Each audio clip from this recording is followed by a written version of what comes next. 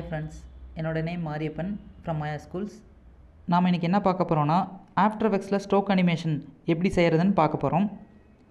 So first என்ன பண்ணணும் அப்படின்னா, உங்களுக்கு என்ன டெக்ஸ்ட் வேணுமோ அதை டைப் பண்ணி வச்சுக்கோங்க. ஸோ டைப் பண்ணி தனி லேயராக இப்போ இருக்க போகுது.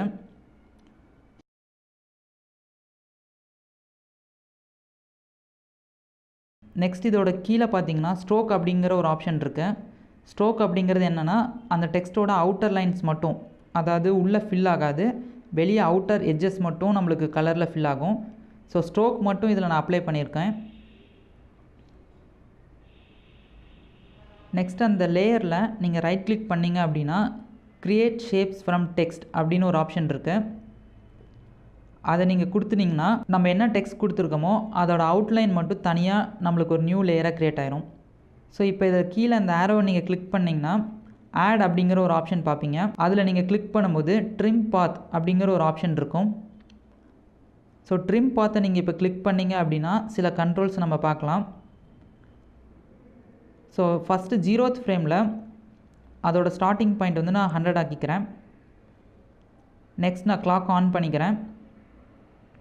ஸோ சம் டியூரேஷன்ஸ்க்கு அப்புறம் அதோடைய ஸ்டார்ட் 100லேருந்து நீங்கள் 0 கொண்டு வந்தீங்க அப்படின்னா நம்மளுக்கு அந்த அவுட்டர் எட்ஜஸ் மட்டும் அனிமேட் ஆகிற மாதிரி எஃபெக்ட்ஸ் கிடைக்கும்.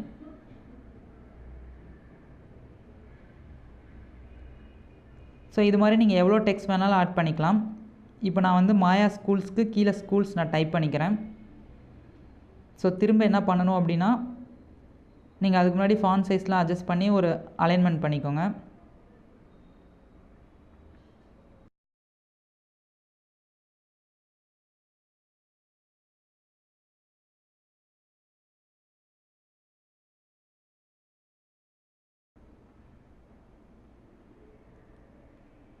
ஸோ அந்த லேயர் செலக்ட் பண்ணி right click, create shape from text, நம்மளுக்கு புதுசாக ஒரு அவுட்லைன் லேயர் கிடைக்கும்.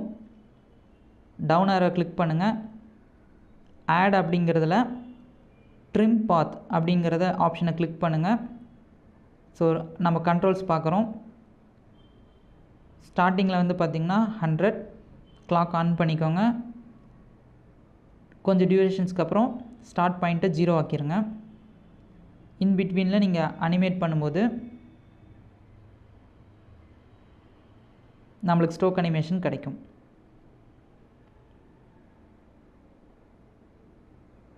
ஸோ நீங்கள் இதை வந்து ஒரு லோகோ இன்ட்ரோ இல்லை வந்து டெக்ஸ்ட் அனிமேஷன்ஸ்க்கு யூஸ் பண்ணலாம்.